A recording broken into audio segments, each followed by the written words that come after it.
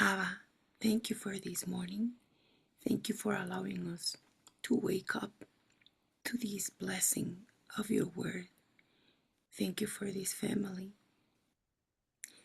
Thank you for the new opportunities that you give us with every new day to try to be better for you. Thank you for your light that shines upon us, for your faithfulness that we get to experience every day.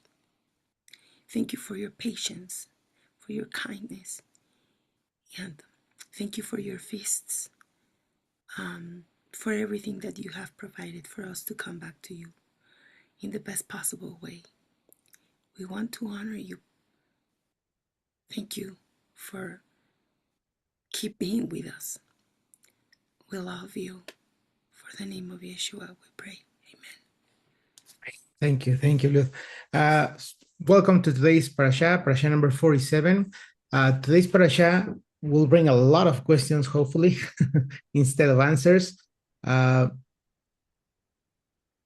of the questions for today is,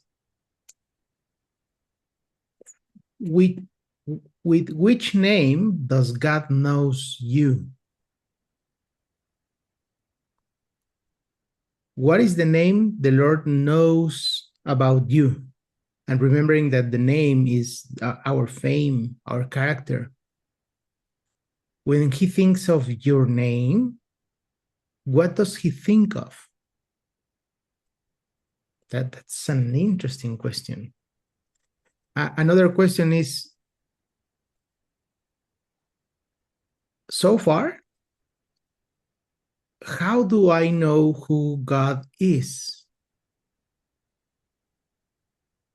What is the name I know about God? And not just referring to the name I mentioned from my mouth, but what are his characteristics? What is his fame?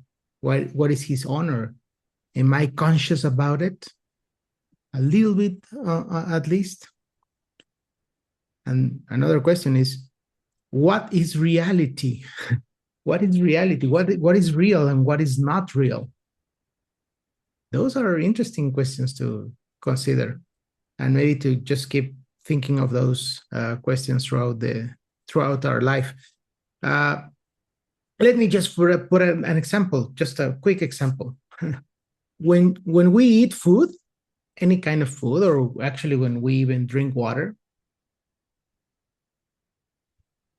have you ever thought that the food that goes into your stomach is not actually inside your body? Let me clarify a little bit.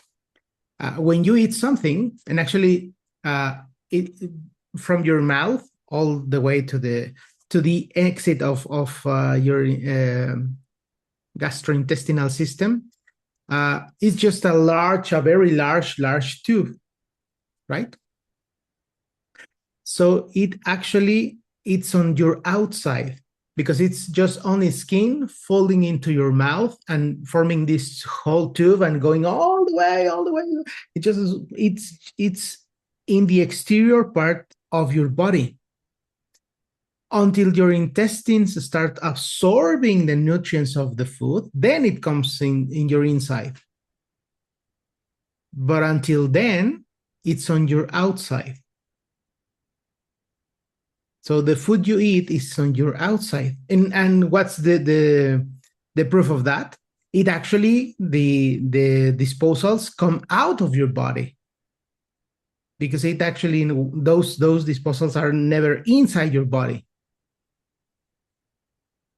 Does that make sense?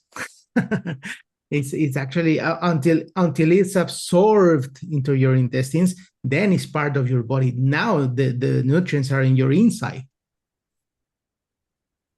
That's an amazing thing to consider. And actually, Yeshua, when he speaks about the bowels, he actually says that the body is the food is not the thing that changes you, because the food goes in and goes out. It's never part of your body. It's never part of your interior until it absorbs. What it matters is what comes outside from your heart. That's what Yeshua says. Those are interesting verses. So that's reality. And today we'll speak a little bit about food on the Brit Hadashah part. And that's interesting to consider. So let's open up our Bibles in Shemot, chapter 3. We'll read chapter 3. Remembering names are so important. Names are very important, and that's why this book or this section of the Torah is called the Shemot, or the names. The names. And today we'll read about the name of the Lord. And how does he refer to a guy named Moses or Moshe? Let's start reading chapter 3. Now, Moshe was tending the sheep of Yitro, or Yetro. And last week's question was, what is the name of this guy? Is it Reuel, friend of Elohim, or is it Yitro? And Yitro, because of the Hebrew language, we can understand Yitro. Actually, the word Yeter is a word used for the string or the rope that connects a tent to its stake. You know this rope? It's called yatar or yeter in Hebrew. So yitro is like this thing that connects the tent to the stake. Also is used for the little ropes that hang from clothing. Yitro, this is like the reminders or an excess of something. An excess of something can be also called Yitro. That's why we understand that Yitro might be a title instead of a name. He is like the one that is connecting the knowledge of who God is to Moshe. Maybe that's the understanding of the word Yitro. Or also like another way of calling him someone who is major, someone who is a reminder of something. It's kind of a title instead of a name. Reuel might be his name, actually, and Yitro is like this title, someone who is a reminder, an excellence, or something like, something that who connects something with something else. It's kind of the name of the title, Yitro. So Moshe was tending the sheep of Yitro, his father-in-law, the priest of Midian, leading the flock to the far side of the desert. He came to the mountain of God, to Horeb. Also, Horeb is like this chain of mountains over there. So it's like a region, the region of Horeb, not a single mountain of Horeb. And Horeb is translated as a sword, The angel, or it should be the Malach Adonai, or the messenger of Adonai, appeared to him in a fire blazing from the middle of a bush. Here comes a very important word. He looked and saw. He looked and saw that although the bush was flaming with fire, yet the bush was not being burned up. So here is a very interesting contrast about what is happening here. What is reality? What is real? This is expected to be burning. This bush is expected to be burning, but it's not burning. What is happening here? It's just something that brought him outside of reality. What is happening here? And actually, that's kind of a miracle, right? Verse number 3. Moshe said, I'm going to go over and see this amazing sight and find out why the bush isn't being burned up. Curiosity started. I want to see with my eyes, because we think that whatever we see, that's supposed to or expected to be real, right? But sometimes we are misled by our own eyes. When Adonai saw that he had gone over to see, God called him from the middle of the bush. Moshe, Moshe. This is interesting, but in the Hebrew understanding, also when someone is called by name twice, is like the referral to the person and to every other person that's with the same characteristics. Moshe, Moshe is like, it's an expression that for you, Moshe, and every other Moshe in the world. Moshe, Moshe, bringing the name twice or calling the name twice is like this, observing the characteristics of this guy and everyone who has them. Moshe, Moshe. He answered, here I am. What would happen to you and how would you react if you are listening to God's voice calling your name twice? How would you react? That isn't, wouldn't that be amazing for it to happen, and actually very frightening? Oh, why is the Lord calling me? What happened? What did I do? I'm not guilty. I don't anyway. I don't know what would your reaction be if God called you by your name. Well, Moshe answered, here I am. He said, don't come any closer. Take your sandals off your feet, because the place where you are standing is holy ground.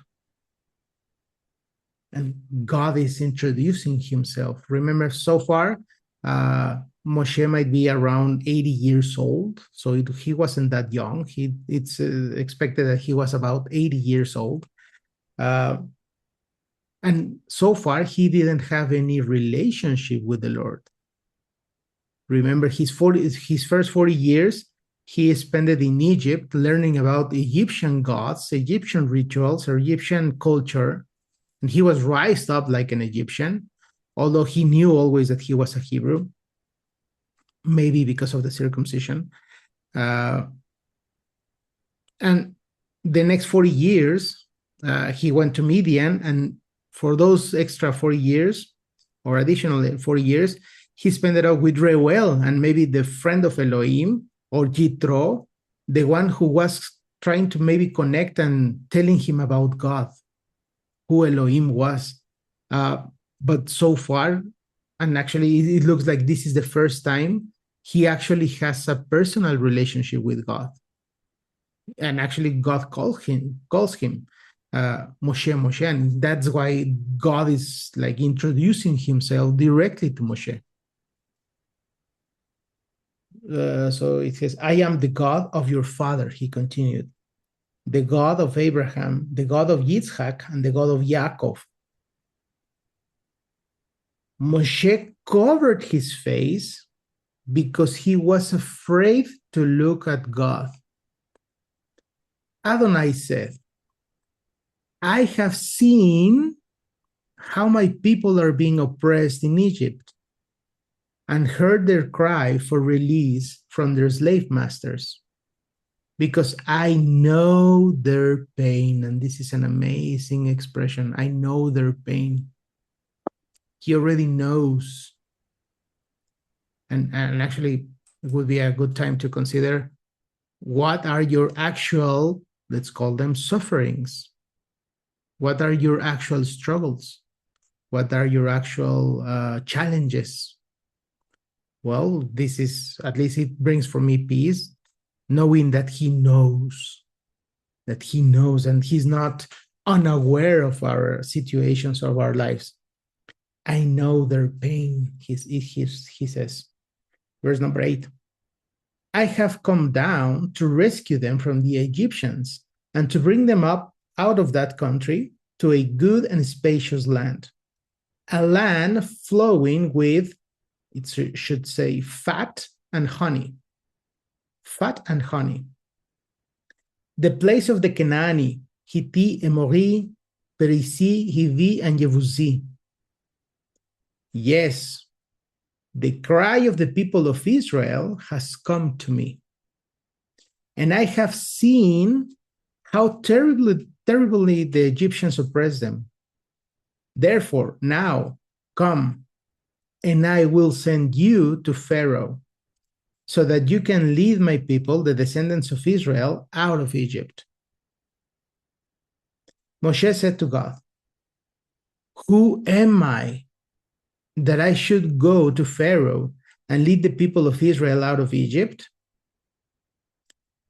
He replied, I will surely be with you. Your sign that I have sent you will be that when you have led the people out of Egypt, you will worship God on his mountain. And this verse 11 is very, very important for us. This expression, who am I, is actually in Hebrew understood as who me, not who am I. It's who me is actually in the Hebrew construct is interesting because it's like Moshe is like reflecting in who he is, not asking God who am I, but who he is. What am I? What am I? And this is important because from time to time it is interesting and important for us to reflect on who we are, who am I, who me, who me. Verse 13, Moshe said to God, look, when I appear before the people of Israel and say to them, the God of your ancestors has sent me to you, and they ask me, what is his name? What am I to tell them? God said to Moshe, Eye asher eye. This is the expression or the Hebrew expression for how is he presenting himself. And eye is a conjugation of the word haya, which is life or existence. So eye asher eye would be the existing that exists or something like that. That it's a difficult translation for that. And here in the CJV says, I am, will be what I am, and will be. Eye asher eye. And added, here is what to say to the people of Israel. Eye has sent me to you. And also very interesting that because this is the only part in the Bible that actually God is referring and asking for everyone to refer to him as Eye. We heard of so many names in different parts of the Bible, but here is he saying, refer to me as Eye, Eye asher Eye, the one that exists or the existing one. It's difficult to translate, or the living one. It's not that easy to translate. So here it says, I am or I will be has sent me to you. Verse 15. God said further to Moshe, say this to the people of Israel. Yud Hey Bab Hey, and this, remember, it is a name that we don't know the actual pronunciation of it. And actually, I think that's so interesting because instead of just pronouncing his name, we should live by his name, by his characteristics. And that's amazing. Some people say, oh, it's pronounced Yehovah. Some people say, no, it's Yahweh or Yahweh. And some people say, you know what, we cannot even pronunciate it, but he is who he is. And because of the construct of the Hebrew, we can say, Eye Ove Haya. Eye Ove Haya is like the one who exists, that has existed and will exist. It's difficult to translate, and it's not the purpose of today's class, but too interesting is to understand that this has a meaning. This has a meaning, and we should think about that because we are expected to live by his name, to the one who actually exists and has existed and will exist. Yud Hey Bab Hey, Adonai, the God or the Elohim of your fathers, the God of Abraham, the God of Yitzhak, and the God of Yaakov has sent me to you. This is my name forever. This is how I am to be remembered generation after generation. Go, gather the leaders of Israel together and say to them, actually here it says Adonai, but the Hebrew says Yud Hei Bab Hei, the God of your fathers, the God of Abraham, Yitzhak, and Jacob, has appeared to me and said, I have been paying close attention to you and have seen what is being done to you in Egypt. And I have said that I will lead you up out of the misery of Egypt to the land of the Canaani, Hitti, Emori, Perisi, Hivi, and Yevusi, to a land flowing with fat and honey. They will heed what you say. Then you will come, you and the leaders of Israel, before the king of Egypt, and you will tell him, Adonai, the God of the Hebrews, has met with us. Now, please let us go 3 days' journey into the desert so that we can sacrifice to Adonai our God. I know that the king of Egypt will not let you leave unless he's forced to do so. But I will reach out my hand and strike Egypt with all my wonders that I will do there. After that, he will let you go. So interesting that God is revealing all his plan to Moshe. All his plan, he is not going to let you go. Everything that will happen in the next chapters, Moshe already knew what was going to happen. So after that, he will let you go. Verse 21. Moreover, I will make the Egyptians so well disposed toward these people that when you go, you won't go empty-handed. Rather, all the women will ask their neighbors and house guests for silver and gold jewelry and clothing with which you will dress your own sons and daughters. In this way, you will plunder the Egyptians. Let's jump into chapter number 4, verse 1. Moshe replied, this is interesting. This is interesting because as we have seen that Moshe hasn't had a personal relationship with God, and he's just starting to know who he is, who he actually is. He's kind of having a debate with God. And this is interesting because he's like, no, wait a moment. Okay, yes, I understand your plan, but why me? I'm not even able to do that. I cannot even speak. So he's kind of debating God. I don't know if have you ever debated God about something in your life, or are you that that unaware of who God is? It's interesting, and I don't know, but sometimes we do struggle with God, and that's one of the reasons what I at least back in the Christian church, they said, oh, if it comes from God, that will for sure bring you peace to your heart. Completely the opposite. If it comes from God, it will actually make you struggle, make you question your own existence. It will be difficult for you to do. It won't be easy. It will be challenging. It won't bring you peace. It won't bring you peace. And we see with Moshe and a lot of guys in the Bible that when actually God says something, they say, well, wait a minute. Think about Jonah, the prophet. He said, oh, do you want me to go to the Assyrians? Okay, I'll go the other way. I'll go the opposite way. That's not peaceful. I prefer dying in the ocean than going with these guys. I'm for sure I will not obey you. So no, if it brings peace, it might be from the Lord. But also, if it comes from the Lord, not necessarily we will feel peace in our hearts. So we should question ourselves about that. Moshe replied, but I am certain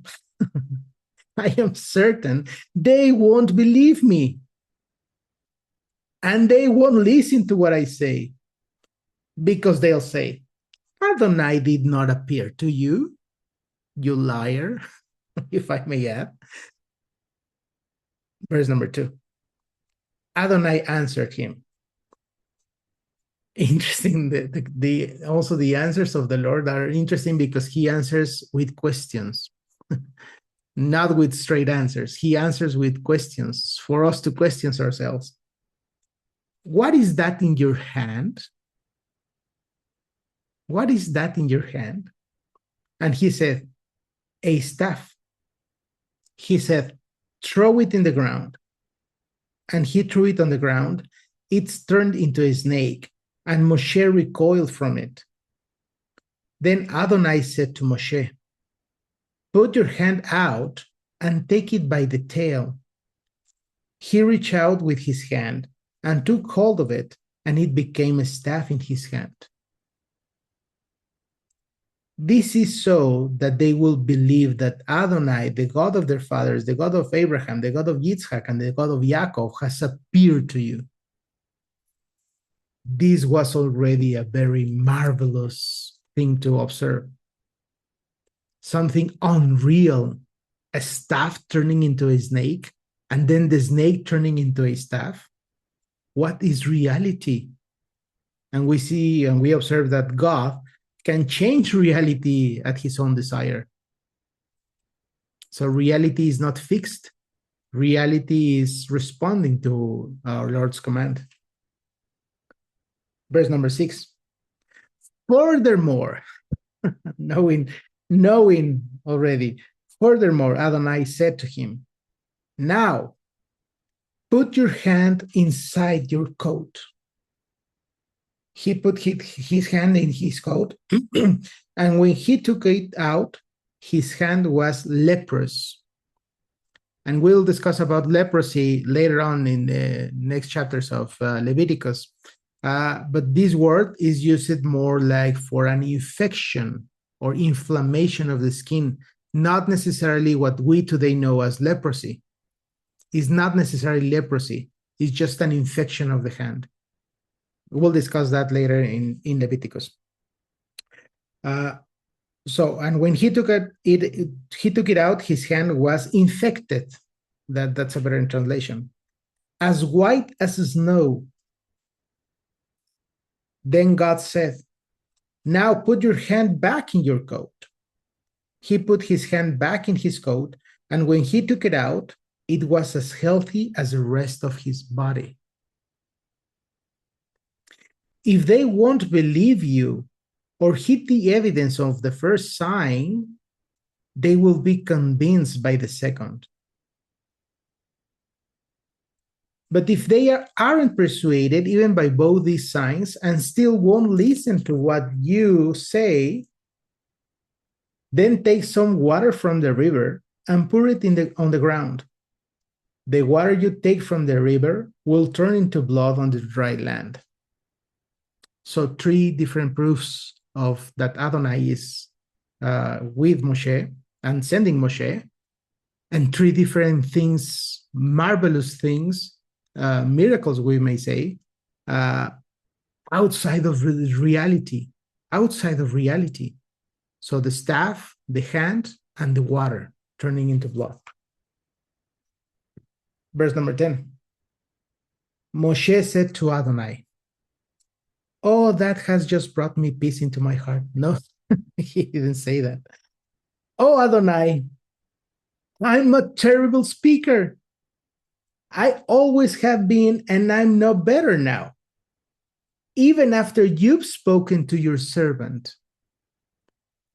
So right now, just pause for a moment. And this is another question. What pretext have we mentioned to our Lord in order to not do what he's asking from us? Oh, Lord, you know my situation, you know my condition, you know how much I'm suffering. That you're asking me, I'm not going to do it. If he asks us to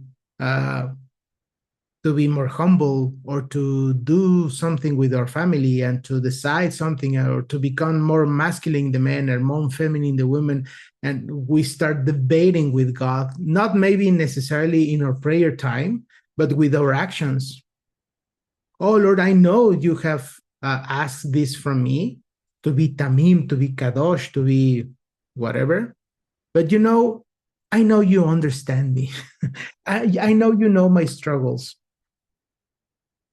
I will just leave that into pause and keep living my life my own way. When he's actually asking, we actually debate with God with our actions or lack of actions or lack of decisions. This is Moshe showing us that we do actually debate with God. He's saying, I don't know how to speak.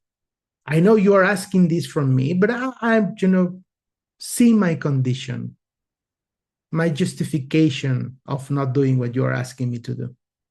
Oh, this debate is so amazing that is here in the Bible, because that's actually how we work. Well, I don't know about you, but at least I know for me that I do struggle with what God asks for me. And I say, no, Lord, you know what? Maybe some other time. Do you have any other requests for me? That specifically, I cannot do that. Interesting. Review your struggles, review your present life, review how is everything going and what he's asking from us. And this is kind of a task. My words come slowly. My tongue moves slowly. Oh, and the reply, verse number 11, the reply from the Lord. Adonai answered him, who gives a person a mouth? Who makes a person dumb or deaf, keen-sighted or blind? Isn't it I, Adonai? Verse number 12. Now therefore, go, and I will be with your mouth and will teach you what to say. But he replied, please, Lord, send someone else, anyone you want. And today's parashah reaches up to this verse. So interesting, this struggle, this inner, we see the inner struggle of Moshe, understanding and not actually seeing with his own eyes the burning bush, actually the voice of the Lord, the staff, the hand, the water, and he still is struggling with the enormous task. And actually, this was an enormous task for Moshe. But he's showing us our human response. We do actually struggle with God. I don't know about you. I know myself. I do struggle with God's requests for my person or my life. And knowing that He is the one that has existed, exists, and will exist, and the owner and manager of reality, who can alter reality with his own will. But sometimes I believe that we still don't know God as God is, and we will never figure out completely who God is. We just have some glimpses of who He is. What we can do is to observe ourselves better and to have a personal relationship with Him and do our best to fulfill His requirements for us. Anyway, questions, commentaries, observations, contributions to today's text of the Torah? Yes, Steve?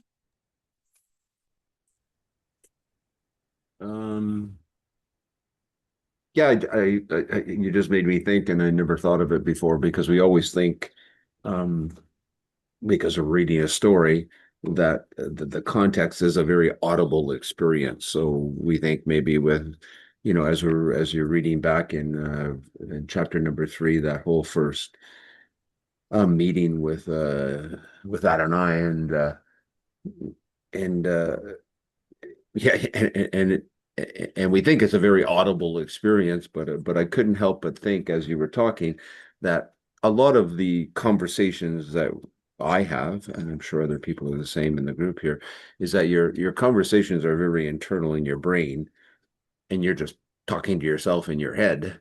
And here we're reading a story, and I know it's translated, by inspired by God for Moses to write this all, but it comes across as very audible, and I just really wonder if it was really as audible as it sounds here, and then the way the Bible makes it sound. I think a lot of it was like, Moses saw the bush and goes, "Yeah, wow, that's kind of weird," and he kind of moves around. I believe God's voice was maybe audible at that time, but maybe Moses's responses were more internal in his head. And you said a couple times he knew. I know the suffering of the people. I know, and he knows us, and he knows everything about us. So he knows what we're thinking. He knows how what we're doing, and that too. So that was just my reflection on that. I just had to kind of laugh in my own head as I realized that when we try to hide, and again, you said it a couple times, when we try to hide or we don't want to acknowledge, if you're praying for things and then God gives you an answer and you go, well, I'll come back to you in like 2 weeks and I'll reconsider what you just kind of told me, and maybe I'll do it then. But right now, it's not the good time. And kind of like what Moses says, there's got to be another guy, right? So I kind of take it that way too. And the only other thing is, I always remember when I was, one of the things that goes with those first three things, that if they don't believe him, and God asks them to pick up the tail of the snake. And again, not knowing much about snakes, but I can remember somebody telling me that you would never want to grab a snake by the tail because it's now the easiest distance from his mouth to your hand that is grab the tail, and it's another level of complete trust. Moses would have known not to grab a snake by the tail, but God again tells him to do something that is so not something you would do, and Moses does it, though he obeys, he hears and he does, but it's just also another level of complete trust and the amazement of God in that whole story too. So, but anyways, those are just my quick comments. Thank you. Thank you, Steve, for your commentaries. And yes, the thing is that it would be a good idea to bring to awareness, realize that sometimes maybe in our direct prayer time, we understand what the Lord is asking from me, and we might not debate directly with God, but simply looking the other way and continue with my life as it is, and not doing that, what he's asking from me, is just this silent, passive aggressive way of debating God. Because simply I ignore him. He asks, and actually we know at least 5 areas of our lives that he asks for us to improve or to have continually improving, which is the physical dimension of our lives, our mental dimension, our spiritual dimension, our social and economic dimension. So we should be improving in those areas as the Bible states. But simply with our actions, we are ignoring what God says. Might not debate as the way Moshe is debating right now, but we do ignore what he's telling us by not doing it, but with our actions, with our direct actions. Yes, thank you, Steve, for your commentaries. Catalina, you have raised your hand. Yes. Buenos días. Good morning.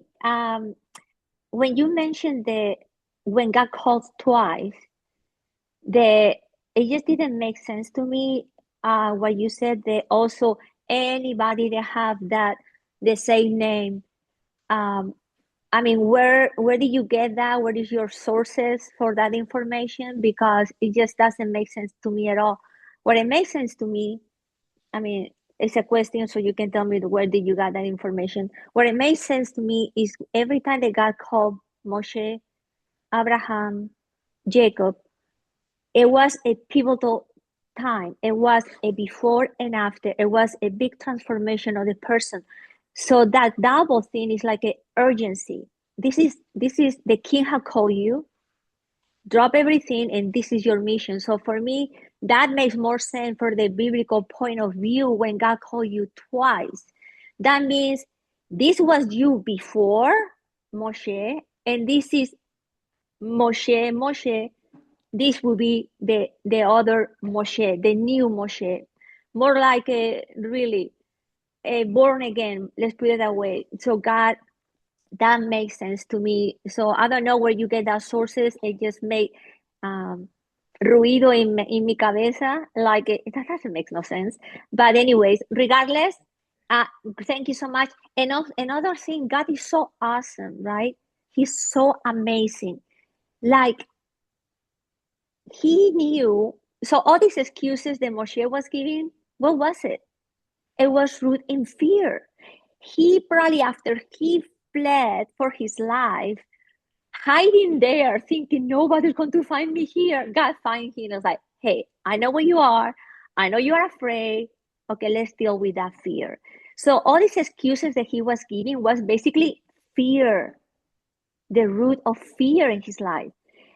And that is the stronghold in the majority of our life if we don't know God. And God wants to uproot that and say, listen, I am the one, I'm your maker. You don't need to be a slave to fear. And it's a process. And it was a process for him to the point that he was afraid of the people. That's what he hit twice, because anger sometimes is like, oh, leave me alone. These people are going to kill. I'm so sick of them, right? So all that is come from the fear also, I think. I don't know. Anyways, that is my 2 cents for today. I will be quiet. Thank you so much. Thank you. Thank you, Catalina. So let me tell you the source. The source of this commentary is from two sources, actually. The Ancient Hebrew Research Center, which is a very interesting source of understanding the Hebrew culture and the Hebrew mindset, that it's not equal or same as our thinking. So yeah, I understand that your way of thinking, being an Occidental thinking, can think of this expression as that way. But from the Hebrew perspective, from the Hebrew sense, it's related to what I mentioned. And the other source is the Talmud, or actually you can look at that in Sepharia.org, a very interesting source of also Jewish culture. That's one of the commentaries of the rabbis. But can you Because elaborate it? Because I don't get it. Like, for example, you said, I don't care what those people say, but the thing is, you said God called, right? I don't want to be, I need to ask questions that it makes sense in my brain, right? So this is not an argument or, so, so explain a little bit more in depth when it says anybody they have that name. No, not the same name, but the same characteristics.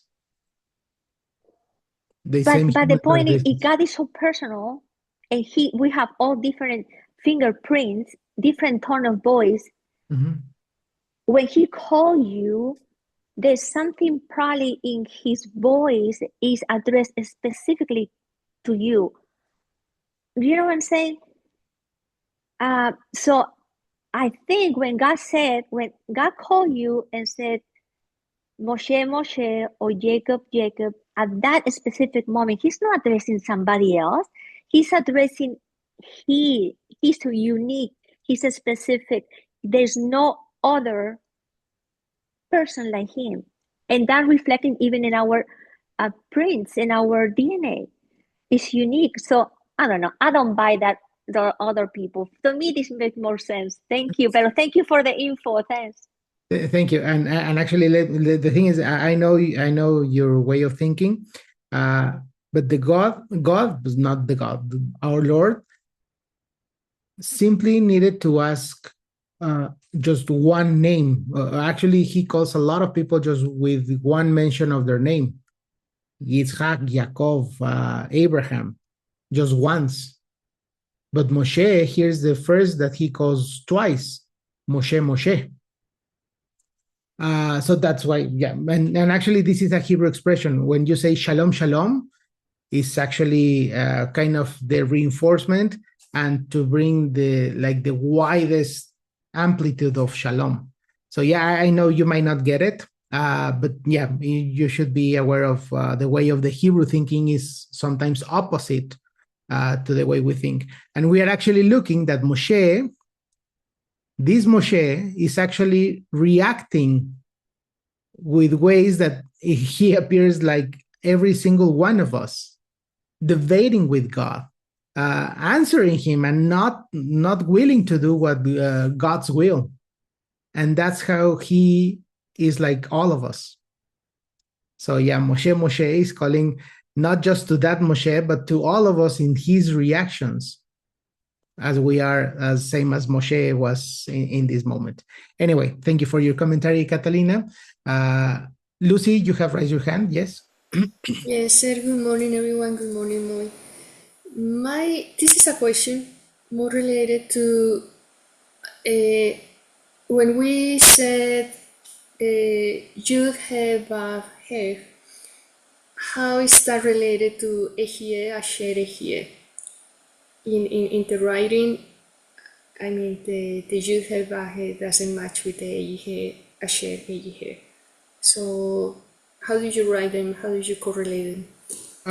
The thing is that they come from the same root word, Haya. Haya is life or existence. So And that's the youth? well, not the you, but the whole word. That's why it could be Yehovah or Yahweh or Yehovah. That the combination of that word is just the past, future, and present in just one single word. We don't have any word in English or Spanish that we have all these senses of having the present, past, and future tense in the same word. So Yud Hei Vav Hei would be the word life in present, past, and future tense form. that by itself is just crazy. And Eye is Haya as in a conjugation form as existence, or the one who exists. So Eye would be the one who exists. Yud Hei Vav Hei would be the present, future, and past form of this word Heye. Oh, okay. So Heye is the short for Yud He Vav He. Well, not the short. That would be just a different tense. It's like an infinite, definite tense form, if that's correct, of life. Life is not the same as have lived or will live or living. It's life. That would be Heye. Heye would be like life. Yud Hei Vav Hei would be like the one who lived, that lives, and will live. And it's actually life or existence. And the Asher Ehe? Asher is like the one who. Eye Asher Eye is exists the one who exists, or something like that. It's difficult to translate. It's not that easy. So it is more comprehensive to say Ehie Asher Ehie than just Jehovah. Well, the thing is that we should understand what he's saying, not preoccupying about how to pronounce those words or what is the best form to connect with him. Eye is the one who exists. He exists. We understand and acknowledge that he exists. Eye. And Yud Hei Vav Hei, we cannot even pronounce it. There's no way to pronounce that name or word. There's no way to pronounce it. So this is just the comprehension that he is the one who has lived, lives, and will live, or exist. He has existed, exists, and will exist. It's difficult. The comprehension is difficult, and not focusing on how to pronounce those names, or what is the best way to pronounce it, and how are they related. It's not just the comprehension of what does it mean. Does that make sense? Yeah, no, he does. I'm not worried about how to pronounce. I'm not worried about it is Yahweh, Jehovah. I am not worried about that. It's just Ehiyeh, when I am reading on verse 14, at the beginning he says, Ehye, Asher Ehye, I am, I will be what I am and will be. And added, here is what to say to the people of Israel. Ehye has sent me to you. God said further to Moses, say to the people of Israel, Yud Vahed. So in my mind, when I am reading, the Yud Vahed is too short for Ehye, but actually the comprehensive 360 power will be the Ehye, Asher Ehye. Something like that. Yes. Okay. That the Hebrew there is very complex, and numerous books have been written about it, and still we have no clue. Okay, cool. So yeah, that's difficult. Thank you for your commentary, Lucy. Carl, you have raised your hand. Yes. Yeah, good morning, everybody.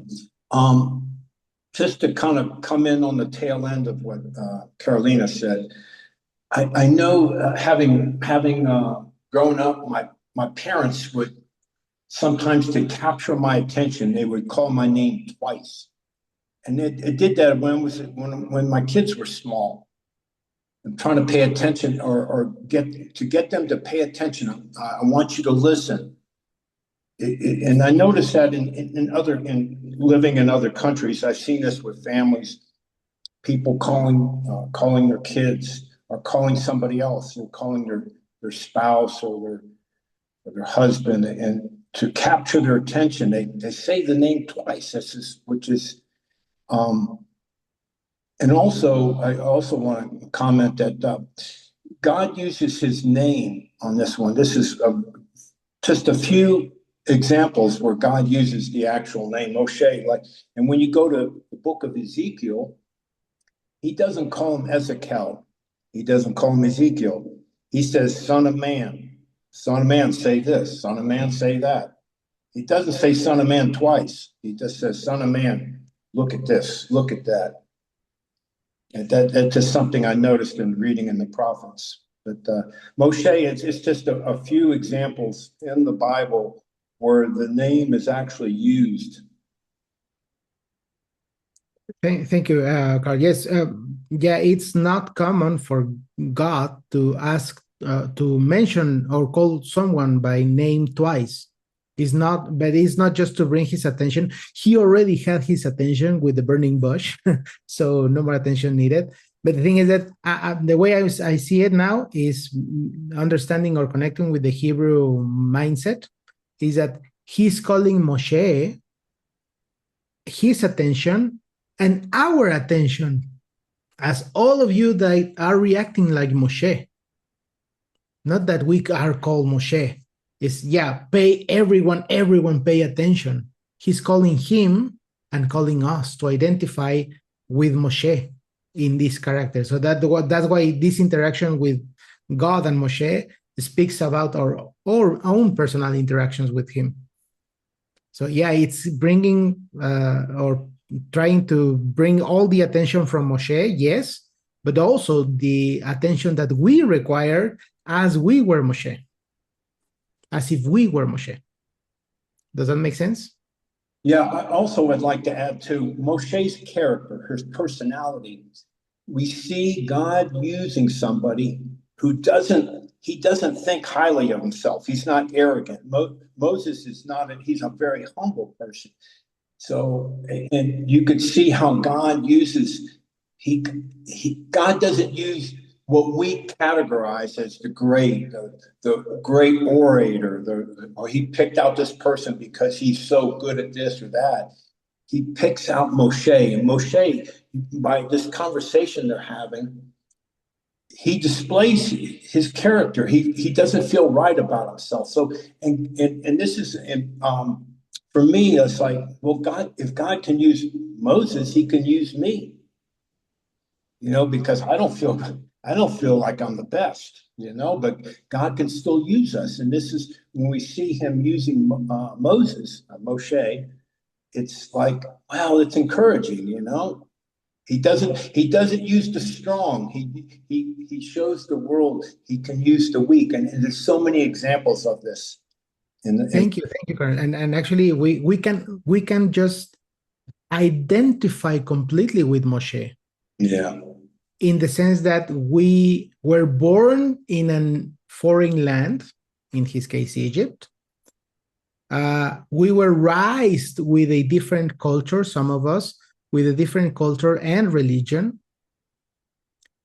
And some of us committed murders or sins, very bad sins, such as idolatry, murdering, as Moshe. And we see in this chapter that we sometimes are as stubborn and debating God as Moshe. Yeah. So we are in fact like Moshe. So we are having a lot of characteristics, fame, and honor as Moshe. So that's why we can be also called Moshe ourselves, not because of our name, but because of the same, we share those characteristics with him. So that's why Moshe, he's calling this Moshe, and all of us who have the same kind of background or characteristics. So yes, that's amazing. That's interesting. Thank you, Carl. Anyway, let's jump to the Haftarah. The Haftarah today is the prophet Isaiah chapter 40,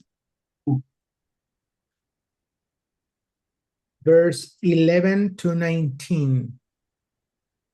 So actually, Carl, can you help us with that one? Yeshayahu. Yeshayahu. What verses? Chapter 40, verses 11 to 19. He is like a shepherd feeding his flock, gathering his lambs with his arm, carrying them against his chest, gently leading the mother sheep, who has counted the handfuls of water in the sea, measuring off the sky with a ruler, gauged how much dust there is on the earth, weighed the mountains on scales, or the hills in a balance? Who has measured the spirit of Adonai? Who has been his counselor, instructing him? Whom did he consult to gain understanding? Who taught him how to judge?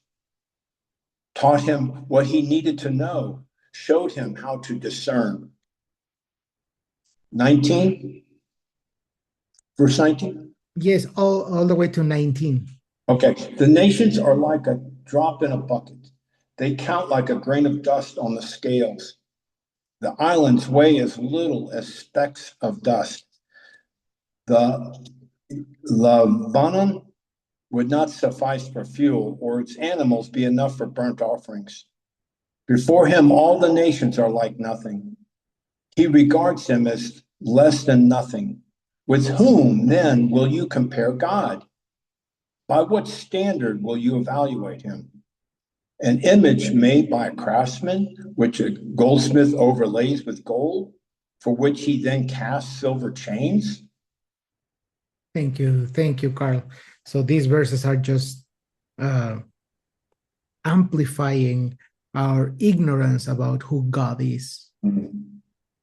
We are aware that we simply as human beings cannot even begin to understand who God is and how he is, but we can, the first verse actually sums it up, even though with this ignorance and with this not understanding and stubbornness as Moshe, even though, verse number 11 sums it up, he is like a shepherd feeding his flock, gathering his lambs with his arm, carrying them against his chest, gently leading the mother sheep. So even though in the amount of ignorance that we have of who he is, even though trying to understand the name, the Ayeh, the Yud Hey Vav Hey, or his characteristics, we cannot even begin to understand who he is, the creator of all things, the one who has existed, exists, and will exist forever. But somehow he chose us and he brought us to his chest, like as this verse is just with a lot of love, gathering his lambs with his arms, carrying them against his chest, gently leading the mother sheep. That is simply the amount of love that he has for us. Anyway, any commentaries, contributions to this? And also who are we? Who are we? We're just simple speckles of dust moving in the universe, and we are just nothing. We're just nothing. Lucy, you have raised your hand. Yes. Yeah, I find it beautiful when verse 18 says, "With whom then will you compare God? By what standard will you evaluate him?" Nowadays, there is so much discussion, theological discussion, metaphysical discussion. Who is God? And it's the energy, and it's the spirit, and then all the weird kind of understanding of having the connection with the energy of the universe, and then trying to compare the force of God and the spirit and the universe with something else. And here is like, come on, guys. To whom are you going to compare? How are you going to evaluate him? He's the creator, he's the forever, the beginning, the end, the one who has been, who is, and who will be. And has been from the time of Yahoo and to our time and to I don't know how many years to come. How we are so short of understanding that there is no standard to compare. He is who he is. And it's still a debate to these days. Amazing. Thank you, Luz. And also the thing is that I don't know about you, but our brains have this urgency to try to understand.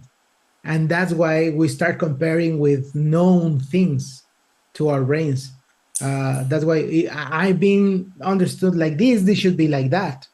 So we start comparing. So the trouble is justly comparing God with anything else. We cannot simply compare God to nothing. Who are we to even try to compare God to anything? So he is who he is. He has been and will be forever. And Thank it's you. the anthropomorphic notion about God, and he cries, and he has feelings, and he's like me, and Yeshua, he's my friend, and everything is just so familiar that I am making the God that is just fitting my box, fitting my standard, fitting my profile. But when people are confronted to the word in the Bible, oh no, that is not God. That's not what I feel. Once saved, always saved. I just don't have to do anything because He loves me as I am, and He's my God. And come on, come to the word and just think about it. Think what you're saying, what you're thinking, and look a little bit more. Interesting. Thank you, Luz, for sharing. Carl, you have raised your hand. Yes. Yeah, on verse 11, it impresses me because it shows the nurturing characteristics of God. He took us out of Egypt with his mighty arm, and he's gathering his lambs with his arm. It shows you using this symbolism of his arm is just, and I know that our purpose of for our lives is to reflect the nature of God.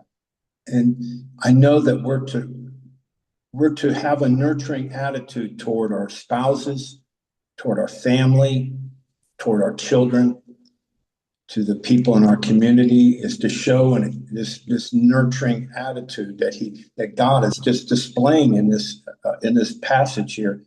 And I know the rest of the passage, it talks about the characteristics of God, that who are we to question him? We just to trust in him 100%, just to know that he knows what's best, and his knowledge goes beyond what we can even imagine. Yeah, thank you. And now actually it makes more sense that we are like Moshe. Even though with this understanding, we do debate God, the creator of all things, the one who we cannot compare with anything, and the Almighty, and we still are stubborn, and we are still pride, and we still because we want to remain the way we are and not being transformed by him. just as Moshe. Moshe is struggling right now with that, but we can be also like Moshe. Okay, I don't even understand this, but I'll do it. I know that you have commanded this, I'll do it. Anyway, Steve, you have raised your hand. Yeah, and just carrying on, Lucy, with what you said too, just verses 12 to 14. And again, yeah, Louise and I were talking yesterday in Shabbat that, again, we try to put God in this box and put Yeshua in some kind of box that fits our daily life and, and fits the needs of our the time we're in. So when we when we acknowledge and realize that maybe he's asking us to be different or to act a different way, or like you were saying, Moy, to change in certain areas of our lives, and we refuse, or we don't even maybe acknowledge that there's a need for that change. We want to fit God into the circumstances that we're experiencing that time, and all these things. Just these verses are just always so powerful to me when I read them. That's 12 to 14, and again, especially when you get into 14, is like, whom did he consult, and who made him understand, and who taught him the path of justice, and who taught him knowledge, and who showed him the way to understanding, right? And those are the areas that we always question. We question God on all those areas of understanding and knowledge and justice. Especially, again, you're talking about, we talked about that yesterday too, just how we corrected each other, no, you're judging that person, and you're already judging that person, and you're judging that situation, and it's not even for us to judge any of that. It's just, you got to really, it's hard, right? But yeah, I agree with what you were saying, Lucy. It's right on point with that too. So but yeah, powerful verses, that's for sure. Thanks. Thank you. Let's go into the Brit Hadashah. And actually, Steve, can you help us? Let's read, and actually with another guy that we have a lot in common with in the Brit Hadashah, which is Peter. In his Hebrew name, Kephah. Kephah is Peter. So let's jump to the book of Acts, chapter 10. And if you can help us, Steve, reading from verse 9 to 28, please.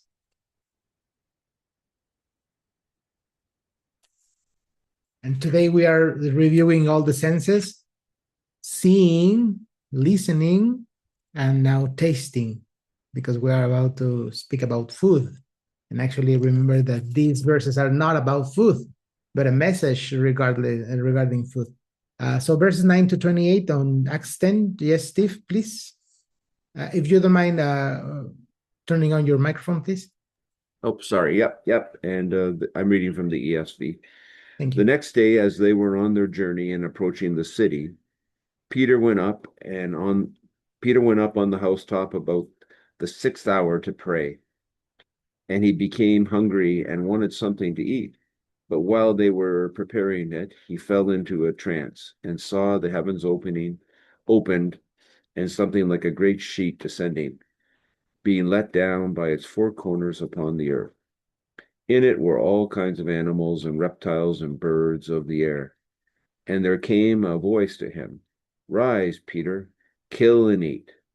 But Peter said, "By no means, Lord, for I have never eaten anything that is common or unclean."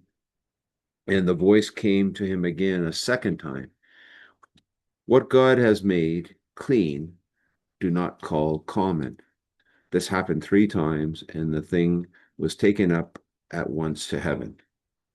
Now, while Peter was inwardly perplexed as to what the vision that he had seen might mean, behold, the men who were sent to Cornelius, having made an inquiry for Simon's house, stood at the gate, and called out to ask whether Simon, who was called Peter, was lodging there. And while Peter was pondering the vision, the Spirit said to him, "Behold, 3 men are looking for you. Rise and go down and accompany them without hesitation, for I have sent them." And Peter went down to the men and said, "I am the one you are looking for. What is the reason for you coming?" And they said, Cornelius, a centurion, an upright and God-fearing man, who is well spoken of the whole Jewish nation, was directed by a holy angel to send for you and to come to his house and to hear what you have to say. So he invited them in to be his guests. The next day he rose and went away with them, and some of the brothers from Joppa accompanied him. And on the following day they entered Caesarea. On the following day they entered Caesarea. Cornelius was expecting them, and he called together his relatives and close friends. When Peter entered, Cornelius met him and fell down at his feet and worshipped him. But Peter lifted him up, saying, Stand up, I too am a man. And he talked with him, and he went in and found many persons gathered. And he said to them, You yourselves know how unlawful it is for a Jew to associate with or to visit anyone of another nation. But God has shown me that I should not call any person common or unclean. Thank you, Steve. So we are reading now something somehow similar to what happened with Moshe. In Moshe, he actually saw the thing. Now we see that Kepha, or Peter, is having a trance. He's like having this vision, an amazing vision. But we also see his struggle, right? His struggle and being like, no, wait a moment, I won't do that. Why? Just as Moshe is part of our human nature to somehow debate with God or be against God. It's like our first instinct reaction to God. So let's review a little bit. So first, verse number 10. He began to feel hungry. I just heard this in this week, that the word hungry is connected with the word angry. Yeah, that's why I'm hungry. And I come hungry. I'm very hungry. It's like interesting. So he was hungry. Interesting, connecting the emotions to our everyday actions. In a word, hungry. He began to feel hungry and wanted something to eat. So while they were preparing the meal, he fell into a trance in which he saw heaven opened, and something that looked like a large sheet being lowered to the ground by its four corners. In it were all kinds of four-footed animals, crawling creatures, and wild beasts. Then a voice came to him, such as the voice in Moshe. Get up, Kepha, slaughter and eat. But Kepha said, no, sir. Absolutely not. I have never eaten food that was unclean or treif. So this happened a second time, and then verse 16, this happened 3 times. 3 times. So interesting, because when something happens in the Bible once, but that's something important. But if it happens twice, this is super important. But if it happens 3 times, it's like something that is like an eternal thing, something that really to consider. So that's why in verse 17, Kepha, or Peter, was still puzzling over the meaning of the vision he had seen. That's part of the also our reflecting time that we need to understand, that we actually need. Let's think about it. Let's think about what the Lord is asking from me. How am I going to do that? What does it really mean? Let's try it and slow down, be silent, and meditate about it. So because our human nature will be to, no, simply not. I won't understand that. I won't do that. I won't. But let's stop. Let's reflect. Let's question ourselves. Let's question what we have been seeing or have been commanded or what have been directed to. Let's this thing be common in us, to reflect on things, to really consider them. So he was puzzling over the meaning of the vision he had seen, When the man Cornelius had sent, having inquired for Shimon's house, stood at the gate and called out to ask if the Shimon known as Kepha was staying there. While Kepha's mind was still on the vision, this is the important part, the Ruach said.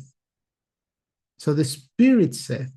So yeah, we have to have our own mind reflecting for some time until he reveals with his Ruach, with his Spirit, what is the reality, what is being actually asked from us. And 3 men are looking for you. Get up downstairs and have no misgivings about going with them, because I myself have sent them. So it's not just about ourselves, only reflecting on that, but what does the Lord is actually trying to give, not trying, but actually what the Lord is asking from me in this specific situation. And then we see the reaction, such as Moshe, when, well, we'll read that in the next parashah, that right now today we review a Moshe that was like stubborn and debating and not willing to go, being fearful about the commandment of God. But we see later that he will just be a very humble man. And we see that in verse number 25. As Kepha entered the house, Cornelius met him and fell prostrate at his feet. But Kepha pulled him to his feet and said, "Stand up. I myself am just a man. I myself am just a man. I know more than you. I don't have higher degrees, or I'm just a man. I'm just a man such as you." And then the ending of verse 28, he said to them, "You are well aware that for a man who is a Jew, to have close association with someone who belongs to another people or to come and visit him is something that isn't done. But God has shown me not to call any person common or unclean." Interesting what the Lord is asking from us today. So just reflect for a moment. What is he asking from you today to start in your life? What would be his, what is he instructing you or directing you to do this day? And maybe for the rest of your life.